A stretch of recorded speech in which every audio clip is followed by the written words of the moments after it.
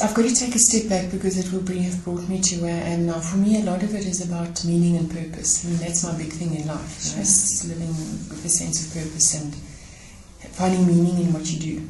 And I think the luxury of being able to even pursue that and not being kind of in survival mode comes from the inner calm, inner stability, inner security that I've got from doing your intuitive work. So what it gave me was that no matter what was happening at the top, you know, on the surface of the water, underneath in my gut, is that constant calm and constant confidence that I know, and that it's like it's sort of almost if I was jumping on a trampoline, that's like the trampoline. There's like this baseline level of calm, confidence, knowing, knowledge, lack of stress. So even if I don't have the answer now, I know that I know what it is. And I think that has given me the platform, it's given me the capacity, it's kind of given me the excess capacity to be able to know that life is more than just about the struggle. And that I can pursue what I want to pursue. I can search for my integrity, my truth, my authentic self. And I think that is a critical path for us all, you know, to be our authentic selves. Sure. So I did a talk the other day for about 150 young grade 11 and 12s from disadvantaged township schools. And I was talking to them about obviously their careers and that sort of thing. And I said there are three critical things that I think you need to know. The first thing is, I'm not even going to focus so much on the others, but it's about, you know, just the importance of getting your foot in the door and so on, and getting a job. Some of the practical. The practical things.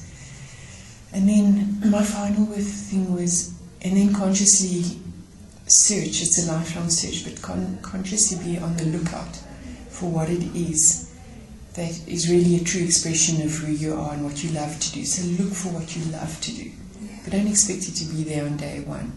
It's just something that, you know, you constantly refine. For me, my message for them would be that it is possible to get to a place of having a career or a vocation that matters a lot to you and that you love. Yes. But to get there, yes, it really helps if you can draw on your intuition and your kind of your inner self. Your inner self, yeah. Because that's the thing that will give you the confidence. Yeah. And it's not that different in business. In terms of the work that I do, which is a lot of facilitating very difficult conversations between black and white people and sort of trying to interpret what both sides are saying. I don't profess to be intuitive enough to know what each one of them is trying to say or trying to feel and so on, but I can stay calm enough and connected enough to myself to be able to really listen. That's perfectly put. And then yes, when I do attempt to interpret, to feel that I'm doing it with all the integrity that I have, you know, in the moment. So that's been extremely, that's been so priceless, because it's informed the way I am, the way I live my life. So that's it. That's beautiful. That's so beautiful. I love some of those words. It's so well articulated. That I can trust myself to be still.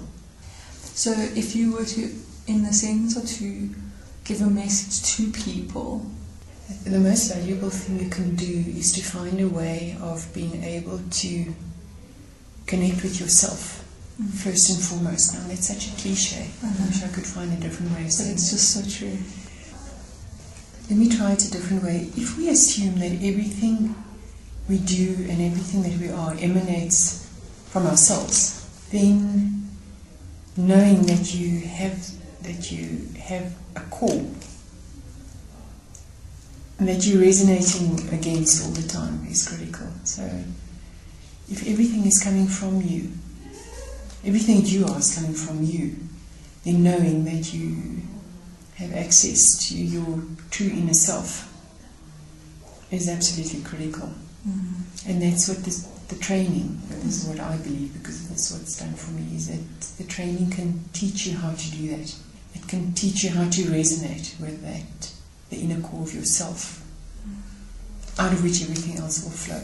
It's the best that I can say. Yeah, I know, because it's something that's experiential. It is experiential, and it's hard to put into words. It's hard to put into words. The words just create more concepts instead of the experience. And I guess that's pretty cool, Carl, that it is experiential. Yeah. So therefore, your training was very experiential, and that created an experience that then doesn't get dissipated by time, because you felt it. So you know, you feel it. It's always there. You don't have to call on it to bring it in. You can strengthen it, but it's always there. So I guess that's the second thing, that it's experiential. It's not book knowledge.